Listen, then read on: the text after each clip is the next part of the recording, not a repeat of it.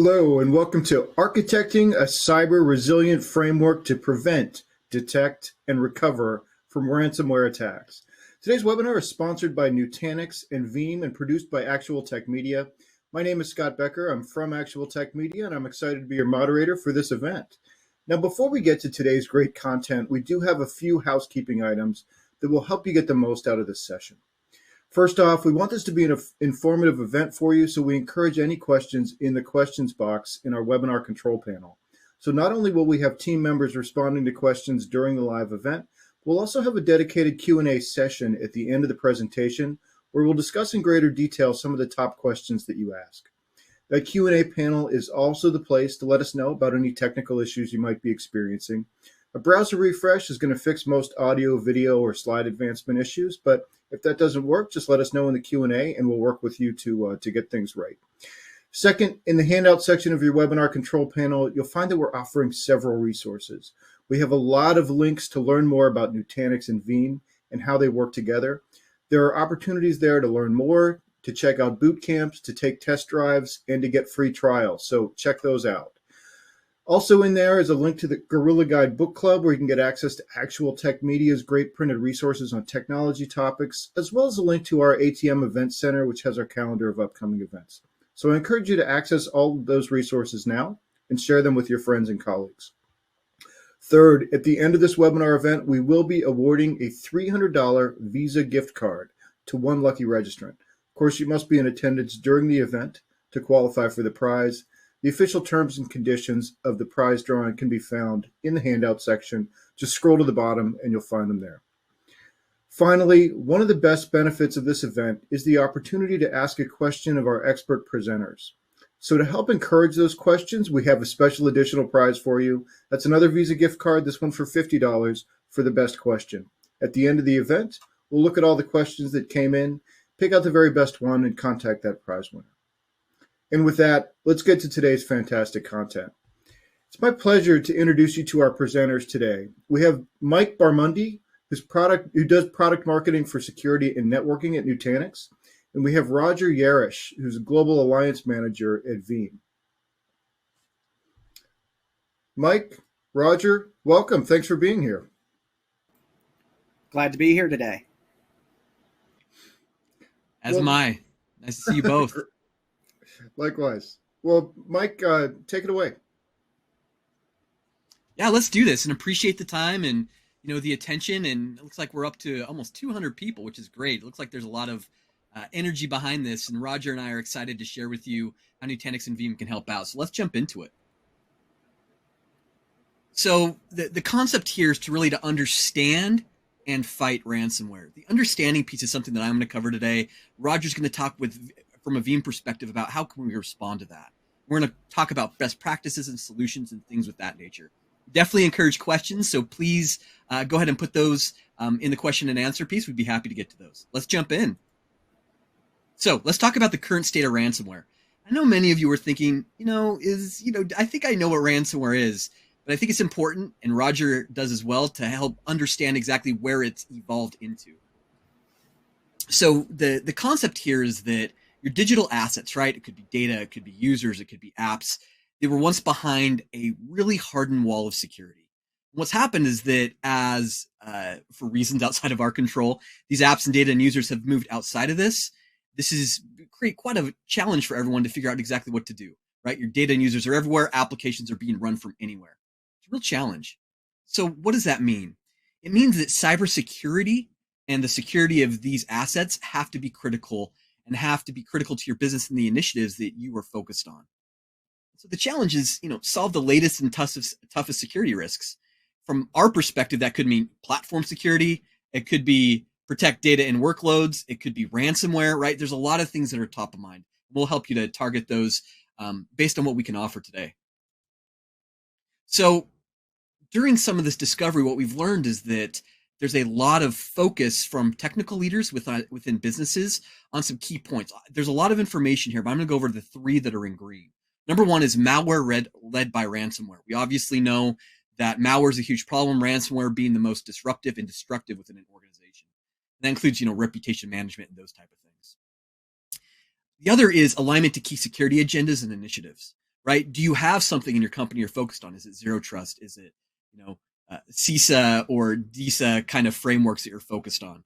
Those type of things are super critical. And then the last is really the new threat landscape and the geopolitical instability that creates these new threat vectors that are so important these days to focus on.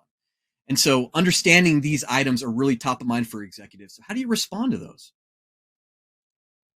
Essentially, what risks should be the focus?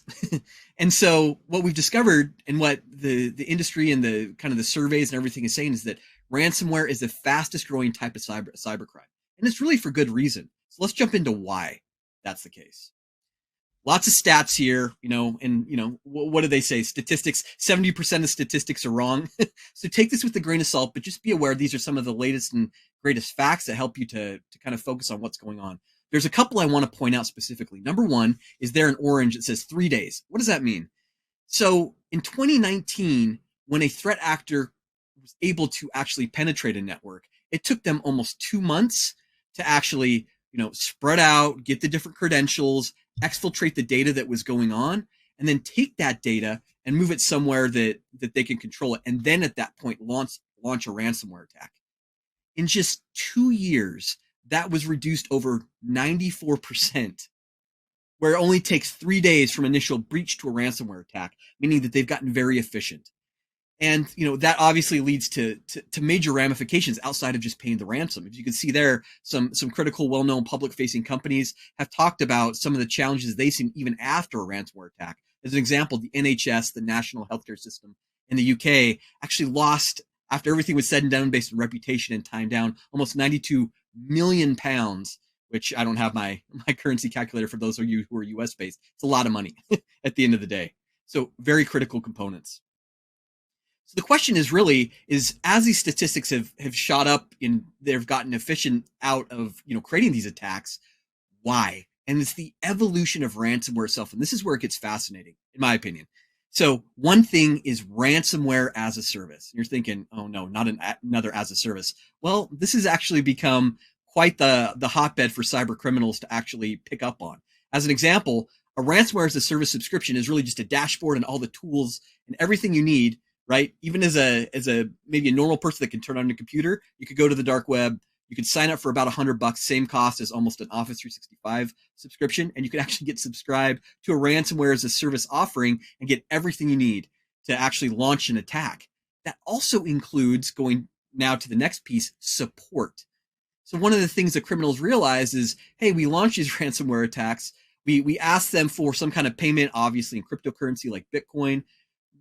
We're running into difficulties where a lot of these executives and companies don't know how to do that. What if we actually gave them support where you could call into a number, maybe get a live person or through chat, actually get assistance on how to get these payments to them so they can get paid so you can get the decryption key. Kind of crazy in my mind, but something that they obviously saw was relevant in the ransomware as a service component. What that means, to the last point, is that the data that they exfiltrate actually doesn't just go and sit idly in some kind of data repository. There's actually a dark data marketplace where data mining is done, information's done, and this can be sold off to the highest bidder. It could include PII, right? Personal information that's critical, identifiable information that can be problematic. The other thing that we're seeing that's happening is that this dark data marketplace, when mined, there might be things that are pulled out to say, wow, we actually got a lot more qualitative data than we thought. We're going to go back to the victim and try to extort them for more money. So you can see from these 3 points, the ransomware as a service, the victim support, the dark data marketplaces, you can see the evolution of why ransomware has gotten so efficient at what it does. So from a Nutanix and a Veeam side, what we've done is we've actually aggregated a lot of the threat vectors of ransomware to kind of demystify how really these attacks affect your business. And there's really 4 key threat vectors. Again, a lot of information here. I encourage you to download this and take a look at what you're doing here. There's some pretty common ones, right? Things like software vulnerabilities and misconfigurations, which are obviously, top of mind, patch your stuff if you hear every day. Access compromise, right? Getting passwords or whatnot. Those type of things are pretty common. The one thing that is common, but I think we're going to focus on today, is really the lack, and the number one thing is really the lack of business continuity in DR strategy. Meaning without this plan to understand the difference between those, like what is the difference between a business continuity and DR? Aren't they the same? And the answer is no. Business continuity is what it would take to make sure that you can run your business at a minimal effort and still be viable. Where DR strategy is a component of that, where you actually can do recovery in the back end as your business is running to get back up to full strength.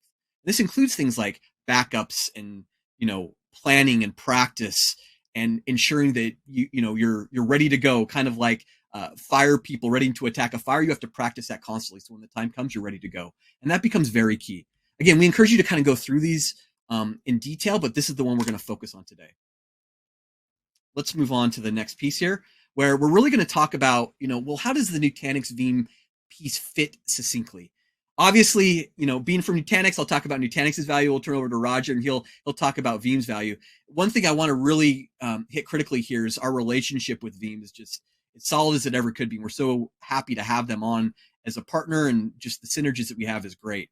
And so when Nutanix starts with really to help build this foundation for business continuity is really the concept of creating a hardened platform, right? As you can see there in the middle. This hardened hybrid platform means that it includes hardware, it includes applications and data, it includes your hypervisor, even potentially, what public cloud you're going to, and creating a bridge across that to create better cyber resilience. This includes data and workloads, it includes resilient networks. But overall, our goal with Veeam is to create this unified cyber resilience that spans, hardware, applications, as well as clouds. So to unify this, what Nutanix does at our core is we focus on 3 key areas. We totally understand that NIST new cybersecurity framework is really the definition of this. And we try to simplify that to help as much as possible to prevent, detect, and respond. There's a lot of options here, but again, the Nutanix platform offers a lot of supporting features in conjunction with Veeam to really help with this and to focus on it. And this really, what these features do is they align with your cybersecurity strategies. So as an example in your organization, if you're looking at security operations as a big focus, defense in depth tools, security initiatives like Zero Trust, right? These features that what Nutanix and Veeam produce can actually align to those. Maybe if it isn't as well known, maybe these align to actually the cybersecurity solutions, more tactical point in time things like how do we secure our platform today? How do we protect our data and workloads? How do we fight ransomware? Those are critical top of mind things today. Together, these can kind of merge. And what this means is that across clouds, wherever your users' data and applications are, we can create this unified cyber resilience and then align to those frameworks as well. Pretty neat. So let's go in really quickly to the Veeam backup for Nutanix AHV, which is our hypervisor, and get very succinct about those details and what that means. In 1 second, I'm going to turn it over to Roger. And where this means is that as we talk about responding to ransomware and how we fit into this model of prevent, detect, and respond, Nutanix does a great job of preventing and detecting. Where Veeam comes in and helps us out to kind of create this 360-degree protection view is really the response side. Roger, over to you. Let's take it away and tell us what you can do. Oh, thank you for unmuting me. Mike, thank you for that. I was just saying, it never ceases to amaze me how ransomware is constantly evolving, not just in how they attack, but in how essentially they're changing their go-to-market. They're not just hitting you the same way. It's they're setting up a business and running it that way. So I'm Roger Yarish. I'm the Global Alliance Manager at Veeam, covering Nutanix. If we take everything Mike showed us, I think it illustrates one of the biggest issues in the fight against ransomware, and that's that most companies treat ransomware as a mitigatable or a small scale event. They're not putting enough thought behind it before it happens, but it's not. If we look at ransomware, it's really a disaster level event. Some of the companies who have had the best recoveries have leveraged existing disaster recovery plans to restore operations. Unfortunately, a lot of companies not only have DR specific strategies for ransomware, they don't have them at all. Many people have looked back on the probability of a traditional disaster like a flood or a fire, and they wrote off inaction as an acceptable risk because the probabilities were so low. But the probability of a ransomware event for any company in the near term, unfortunately, is much closer to 100%. So inaction is no longer an acceptable strategy. So why is ransomware so successful? The obvious answer is malware is being created and is evolving faster than it can be detected. Anti-malware providers are saying they see anywhere from between 500,000 to 1 million new pieces of malware per day. Not even per week, per month, per year, per day. 500,000 to 1 million pieces of new malware are coming out. So even if we can catch 99% of these zero-day exploits, that means they're still missing somewhere in the neighborhood of 10,000 threats every day. The other issue is many companies aren't looking at security comprehensively, even though ransomware has been a thing for 10, 12 years now. They're forced to build holes in their defenses to meet business requirements, or their networks just over time have become so complex that vulnerabilities are inherent to the fabric. So this slide has, over the past 10 years, what are the 7 biggest reasons attacks have been successful? Some of these, like password policies, are out of scope for today's conversation, but most of the rest can be mitigated to different extents by Veeam or Nutanix. The Nutanix Enterprise Cloud, for example, can simplify your infrastructure. It reduces the risk of misconfiguration and missing patches because it simplifies your environment. And it can also let you more properly architect network segmentation because it's simplifying all that infrastructure as well. One of the other big things, and Mike touched on it already, is simplifying alerts and reducing alert fatigue. Now, we can also integrate with our Veeam One offering with Nutanix, so we can look at things outside of just your Nutanix cluster. And this adds data-focused ransomware detection and alerts. And it's not just another thing to look at. We provide an extensive API so we can integrate into Nutanix monitoring or any existing control tower that you have in your environment. It also assists in finding workloads that might not be backed up. And that's a big problem. Ransomware comes, people go, oh, we have all this backup, let's do a restore. And they find out instead of having a full sheet of backed up data, they have a checkerboard of backed up data. If we look back to the Target breach, which I think was 2012 or 2013, and we look at the security tools they have, they saw this attack taking place. The problem was the team was seeing so many alerts, they missed the important ones. So this is one of those circumstances where having too much information is almost as bad and sometimes worse than having no information, because if you had no security infrastructure, you could at least add something and start getting some information. It's always a lot more difficult to whittle it back, but that's something Nutanix and Veeam One can help you with. The other piece of software that Veeam offers is Veeam Orchestrator, and that can assist with planning to maintain consistent policies between different silos in your infrastructure or the cloud, as well as assist in testing your backups and determining restore times. One of the biggest things we see in cloud is that decisions are being made without bringing in all of the stakeholders, because it's sort of easy to go into Amazon, allocate some S3 buckets. Look, I point to that and I'm good to go. The problem is on-prem policies are maybe being applied inappropriately.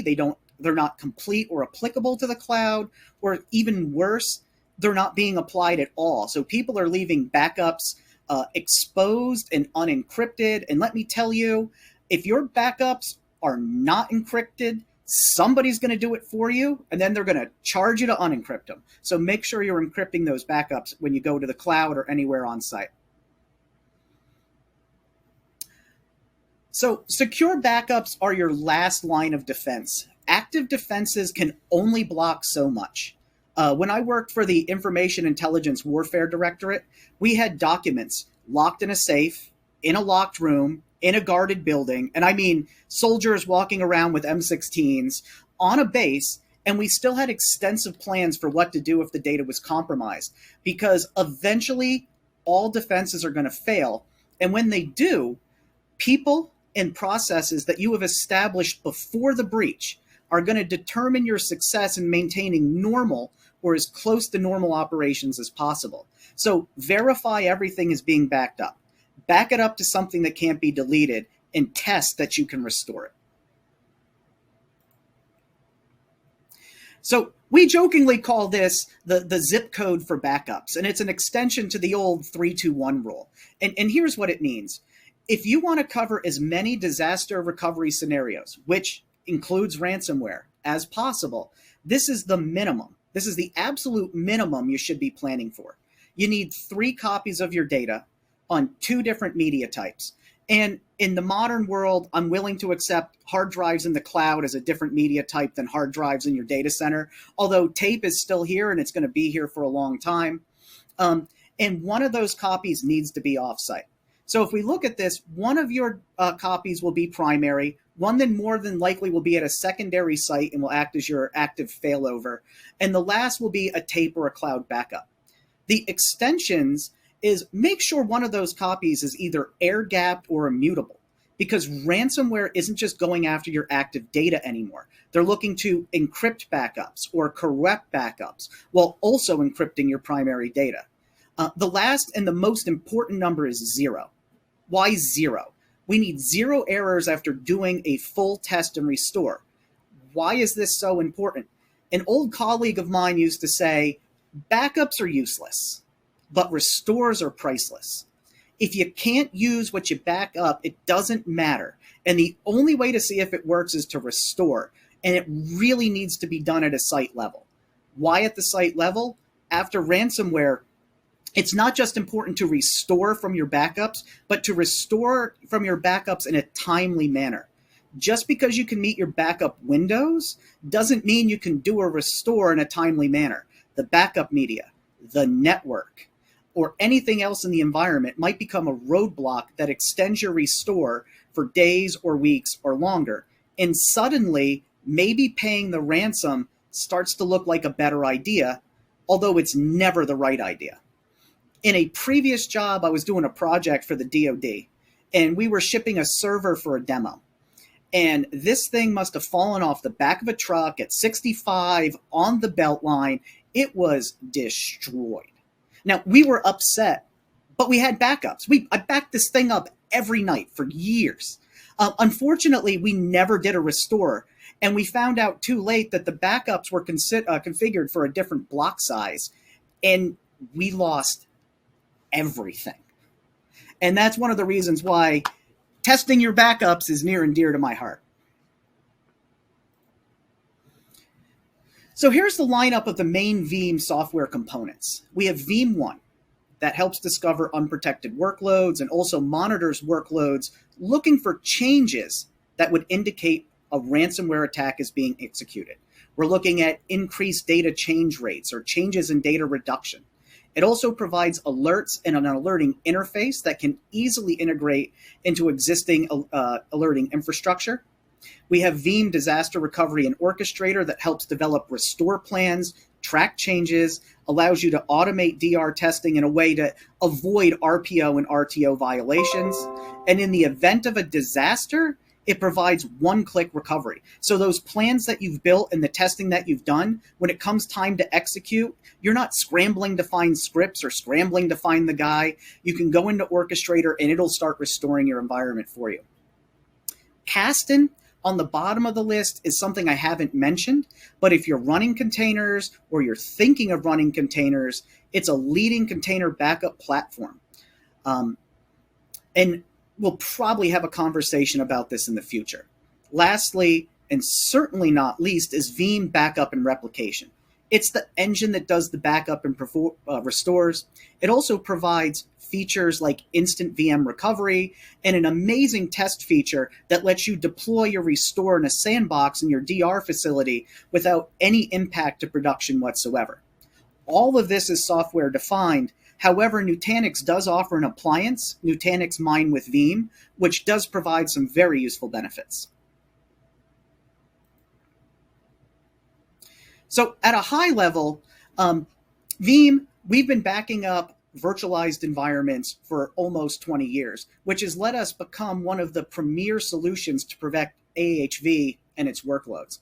If you have an existing Veeam environment and you're looking to start deploying Nutanix, we can easily add that to the existing environment. Nutanix offers file and object-based storage as a feature of the platform, and we can back them up as well as back up to them. Lastly, we have Nutanix Mine with Veeam, the appliance I just mentioned. If you want all the features of Veeam with Nutanix files and objects and a fully integrated, scalable, and easy to deploy solution, this is the backup appliance for you. Now I'm going to go a little bit more into the details. Veeam Backup for AHV is our original Veeam Backup product. It's integrated right into Veeam Backup and Recovery, so that it's not a separate offering. We released this almost 5 years ago. We use a proxy to interface with AHV. You can deploy it directly from the Veeam Backup and Recovery console. The interface to managing these backups is very similar to Prism, which is the management interface for Nutanix. We can use it to manage backups, snapshots, a combination of both, and support anything you might be using as a backup target, including legacy dedupe appliances, tape, or cloud. As I mentioned before, if you're an existing Veeam customer and you're expanding to include Nutanix, this is probably what your environment's going to look like. A few years after that, Nutanix started offering files and then subsequently object. We support backing up to files and objects as well as backing up files and objects. If you have extra capacity in your environment, you can back up. You can use your excess capacity as a backup target for Veeam. Although I don't recommend backing up your Nutanix to your Nutanix, make sure it's backed up to a second site. Remember the 3-2-1 rule. Earlier, I mentioned the importance of immutable or air-gapped backups. Nutanix Object supports immutability. So if an admin's credentials become compromised by a ransomware actor and they want to delete those backups before or as they encrypt the primary data, they can try as many times as they like, but it's not going to be deleted until the immutability timer elapses. The engineering teams between Nutanix and Veeam have been working very closely together over the years, so these solutions are both certified ready by both companies. Nutanix Mine with Veeam. This is the latest offering that we have. In 2020, we jointly released Nutanix Mine with Veeam. It's a pre-built backup solution that incorporates the full stack version of Veeam Backup and Replication, bringing the best of Nutanix and Veeam together. It's a simple, scale-out infrastructure platform running the most versatile backup software and managed through a single pane of glass. You can start the deployment in a few minutes, and it's ready to use in as little as an hour, as soon as installation completes. All the software licensing is included. It's all in the sauce. If you remember the old Ragu commercials, you aren't going to be continually adding extras and getting nickel and dime for licenses. And it uses Nutanix's Prism. Again, that's the management interface for Nutanix for all of its management. So if you're a Nutanix shop, you'll already know the UI. You're not going to have to train any of your admins to learn a new interface. The big question I get about Nutanix Mine all the time is, does it just back up AHV? Does it just back up Nutanix in general? And the great thing about the product is that it backs up anything you can back up. AHV, VMware, as well as other hypervisors, bare metal. Even in the largest Nutanix shops, there's still a lot of legacy 3-tier applications sitting out there, and it can back those up as well, whether they're physical or virtual. It provides 7 different options for tiering to the cloud, and as we mentioned before, it can tier to Nutanix objects to give you that immutability. Leveraging Nutanix as the infrastructure for a backup appliance, we get no single point of failure. Your data will always be available, and as you need to scale either capacity or performance, you can add more nodes to the system. And this addresses one of the key issues I mentioned earlier about backup and restore testing. We not only need to restore, we need to make sure we restore in a timely manner.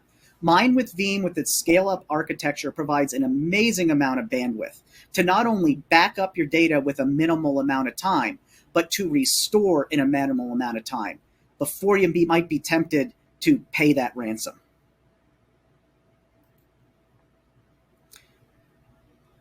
So end-to-end, Veeam lets you back up almost everything in your environment. From standalone servers to Nutanix clusters, we can back up to Nutanix Mine or other existing backup infrastructures, all while managing the long-term data retention. We can help you find what's backed up and what isn't while monitoring for attacks with Veeam One, and automate DR testing and recovery with Veeam Orchestrator. In a survey of Veeam customers who have experienced a ransomware event, 95% of Veeam customers experienced little to no financial impact due to ransomware attacks. They weren't paying the ransoms. They got their businesses back up and running with minimal downtime, so they didn't get those outside of the ransom costs as well. If you're looking at adding a new layer of ransomware protection and you want to integrate it into your backups and leverage your secure backups as part of your ransomware mitigation strategy, please reach out and give us a call. We'd love to discuss it more. Here we have some additional resources. If you'd like to learn more on your own, or if you'd like to have further conversations, please reach out. We'd love to see if we can help protect your environment. With that, I'm going to turn it back over, and I think I'm sure there's some questions, so let's reach out and start taking care of those. All right. Great presentation. Thanks. Thanks both of you, Mike and Roger. Yeah, and so send those questions in if you have them. We've already got some in here. I've got some of my own, but first question I think I'll direct to Mike. What part of a business continuity or DR plan is the most vulnerable to ransomware attacks? Oh, that's a loaded question, as we all know, but I think it's an excellent one to understand exactly what that means. I think the biggest potential component of that is understanding the landscape of your data and applications. In fact, I was just typing to someone in the chat about this, that understanding what's critical, business continuity, right, for your business to operate at a minimum level and at a fully maximum level is critical. Knowing where your data lies, who has access to it, right? The due diligence underneath the covers to understand those data and apps and where they sit is job one. You could take everything that Nutanix and Veeam does and throw it out the window if you don't know the apps and data that are critical to run and to use on a daily basis. If you do know that, then what happens is you could create a tiered structure, right? You can say the core is, this is the critical part. We're going to put more effort into this, and then expand out as those data and apps become less critical to business. I think that's where you start. Roger, if you have any thoughts on that? Yeah, adding on to that, it's not just important to find out what the minimal that's required for minimal business operations and how to stage it up. It's also very important to look at how those come online. Because a lot of these infrastructures were built with, okay, we had AD running, and then we just deployed this other thing, and it leveraged AD, and then something leveraged that, and something leveraged that. So you really need a strategy to make sure you're not just able to restore and bring things up, but you bring it up in the right sequence. Certain software, it might look for a database, and if it's not there, it just goes, oh, I don't see it, and it goes into a state, and now you're debugging a database not being found, and it's not because it's not there, it's because that particular application came up first and said, I give up. And that's something that Veeam Orchestrator can help with. It'll, as you run through your DR tests and your restores, if application A needs to come up before B, you can put that into the recovery guide, and it'll wait to restore B until after A is operational. Okay, super. This next question is maybe I'll start this one with Roger. This comes from Justin, who's wondering, are you seeing more companies use Node and backup appliances on premises, or has there been more of a push to get your infrastructure in the cloud? All of the above. It really comes down to what your business needs are. We're still seeing people do a lot of roll your own. We are seeing appliances take off for companies who don't necessarily have the expertise in building their on-prem backup infrastructure. The cloud makes it easy. There's a lot of people who are trying to get off of legacy deduplication appliances. So for them, maybe going to the cloud is the way to go. The cloud is just growing unbelievably. So I think if we were going to talk about the largest, fastest growing, it's using the cloud as a backup target. But if you have large volumes of data and your business requirements don't justify the price of the cloud, sometimes on-prem can be significantly cheaper. So it's all about doing the math, and that's an equation we can help you with.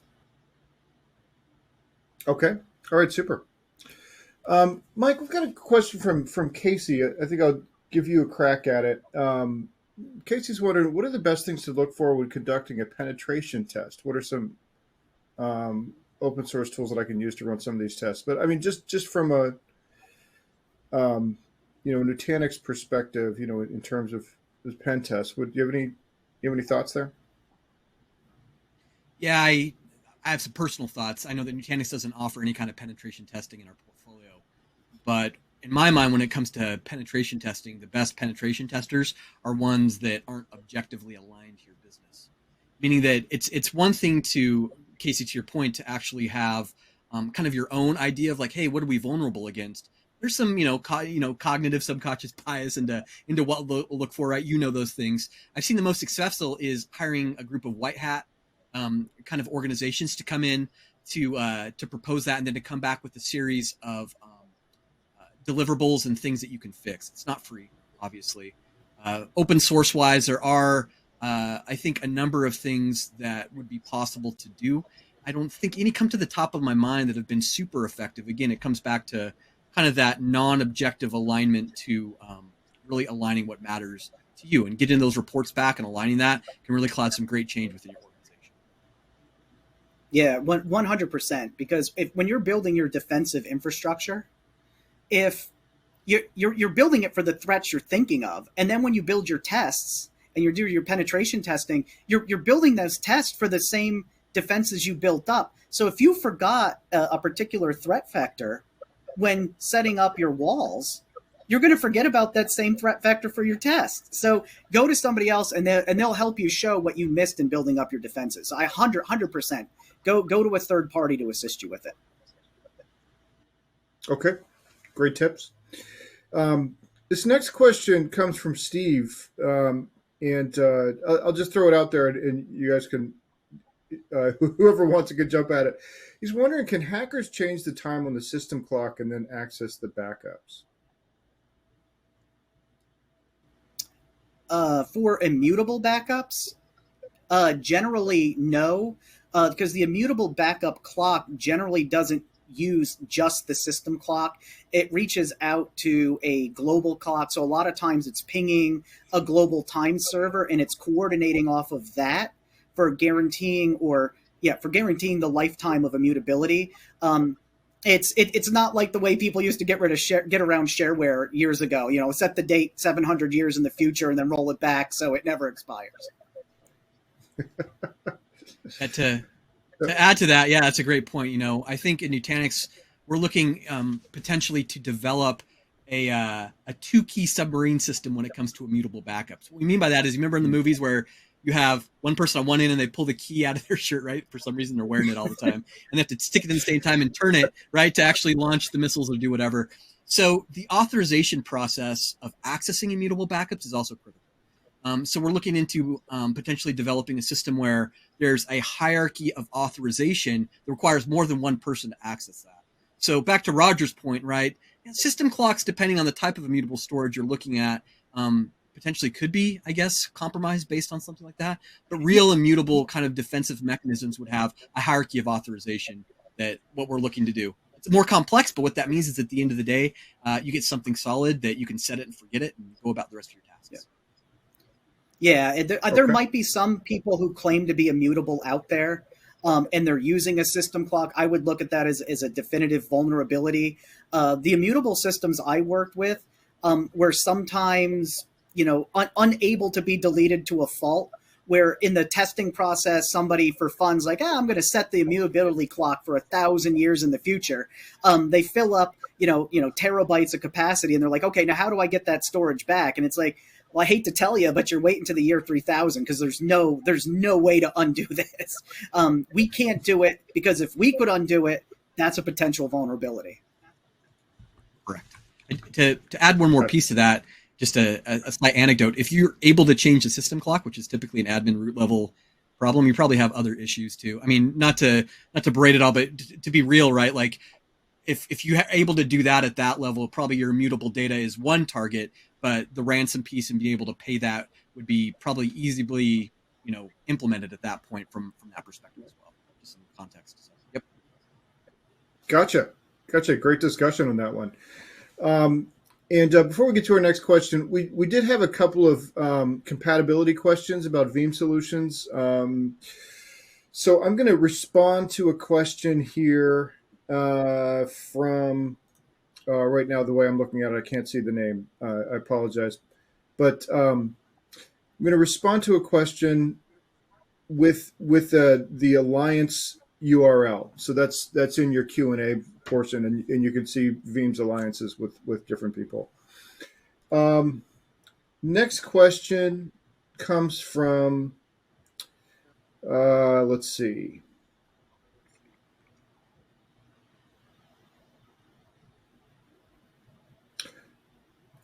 Okay, so we had a question from Nahashan, and I'm going to direct this at Mike. What makes the financial sector a top target for ransomware attacks? Well, I think the answer to that really simply is in the title, right? It's financial. I think there's concepts around, hey, there's money can be made, and it really depends too. And this is something we didn't get into here: is what are the intent of a ransomware attack, right? Is it someone that's actually using ransomware as a service who's like, what used to be in the 50s, I'm going to go rob a bank to do what I need to do to meet my financial ends. These days, ransomware as a service is something to meet that, right? Like a more of a what's called a script kiddie approach. Kids trying to write a script and they can just plug in things and go. Or is it a nation state type level piece where the object is more to be destructive and disruptive? So I think from a financial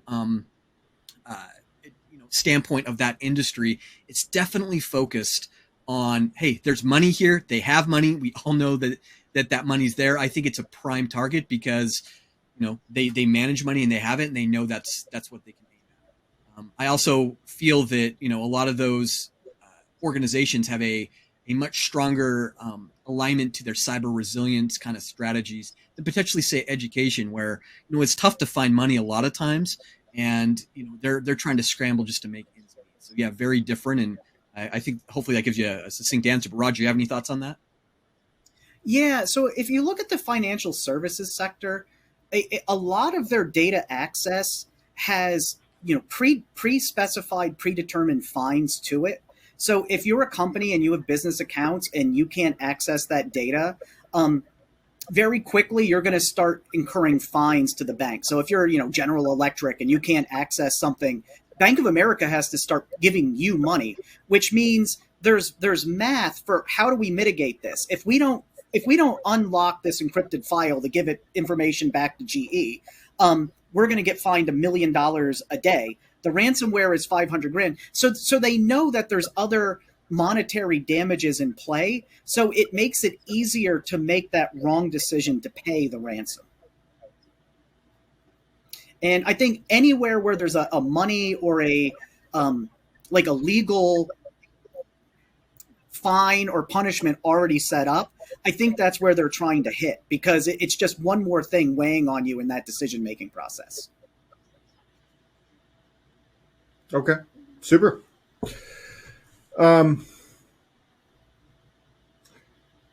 This next question, I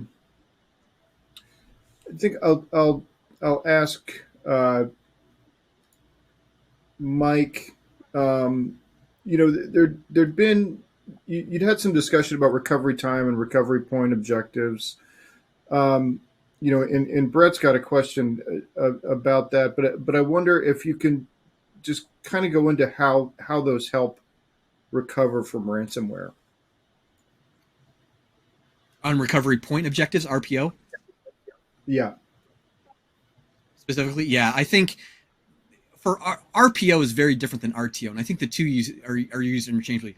What time do I want to recover from, or what point?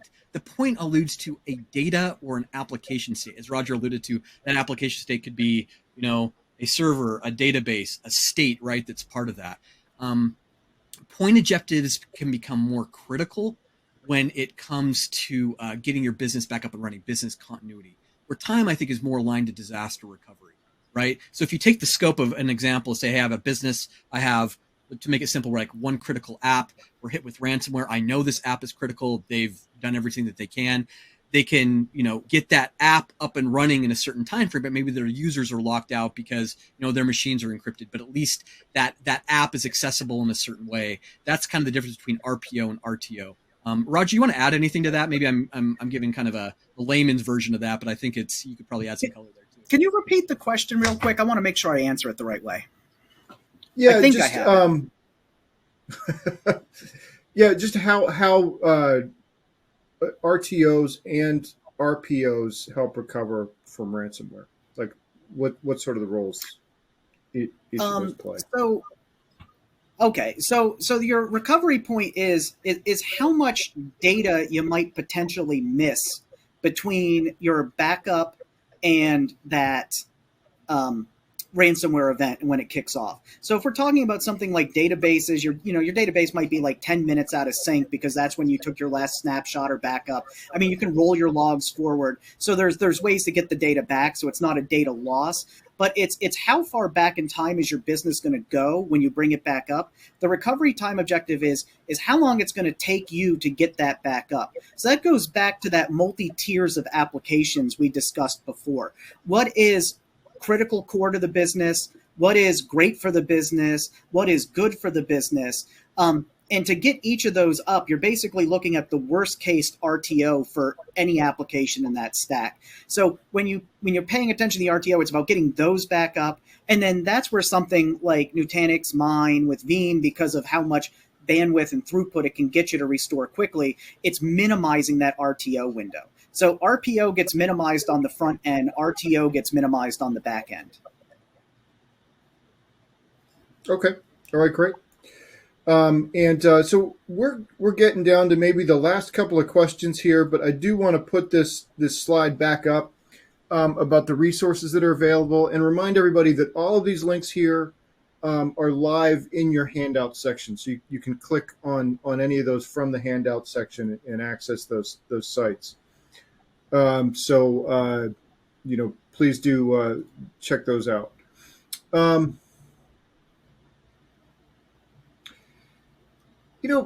Mike, what are you seeing as far as, the most viable approach for a solid recovery plan? Is it private cloud only, or is it, public cloud only, or some sort of mix? What's the trend out there?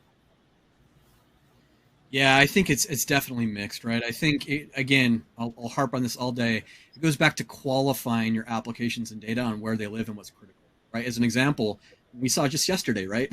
An entire availability zone for AWS went down, right? So, and I'm definitely not here to bag on public cloud. It's super critical. We love public cloud, but you've got to understand that there's going to be risk at every level. So the concept here isn't to put all your eggs in one basket. It's to distribute those eggs based on your level of comfort, on what you see as your level of risk to make it work. That's an ambiguous answer. I get that. I think if it were me and I was designing it myself, what I would do is I keep the data and applications that are most critical to me, the closest to my ability to recover than I can. So as an example, right, if I have a physical building that I have my own data centers, right, that I control, and I've done my due diligence, from a geotech perspective. Bottom line, if I know where that is, I'm going to keep those applications closer to me so I can go and I can physically switch stuff and do things. As things kind of spread out, right, as you get more to the user level where you have their devices, maybe those back up to the cloud at that point, right? Again, that's one way to do it. I think it really depends on your strategic approach too. Are you cloud native first in terms of your application development? Do you have legacy apps? And then obviously, those go into different buckets where, hey, if you're running legacy apps today, keep those on-prem. If you have cloud native, run them in the cloud and then back up and restore accordingly. Okay. Roger, I did love that phrase that you had earlier in the presentation, which really crystallized something I've been saying less elegantly for years, but that, what was it? Backups are useless, but restores are priceless. That was really nice. My friend Marty used to say that all the time, and it was like the first time he said that, I was like, "What are you doing?" You're like, we're in the business of selling backup software, and he's like, "Yeah, but it's easy to back stuff up. It's hard to bring it back," and I just picked up on it ever since. I just love it. Well, and it's also, you're not in the backup business; you're in the restore business, right? I mean, exactly. That's what the real business is. Well, and I wanted to ask, just for you, for sort of a closing question, what's sort of the single most specific piece of advice to ensure your data is recoverable? Test. test some more, do full site There you tests. It doesn't matter how complete you think you are and how secure your defenses are. They're going to get breached sooner or later. You're going to have to do a restore, and you need to make sure you can do that restore before the event, because and a lot of times there's no way to do it after the fact. So test first. Prepare to be successful. What's the saying? Failing to prepare is preparing to fail. If you're waiting until after it happens to test, you're never going to get it done. Or if you do get it done, it's never going to be in a timely manner. Sage advice. Appreciate that. Mike and Roger, this has been just a great discussion. I know I've learned a lot. I think I think our audience has too. I really appreciate you guys both coming on and updating us on the Nutanix and Veeam joint solution and your view of the market and ransomware. All right. Thank you very much. Yeah, thank you very much. Happy to be here. Yeah, it was awesome. Yeah.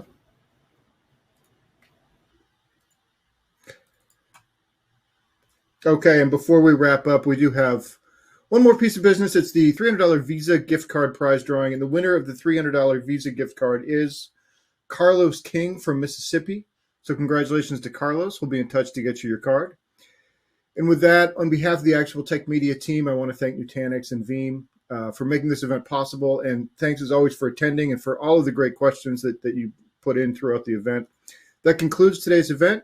Have a great weekend.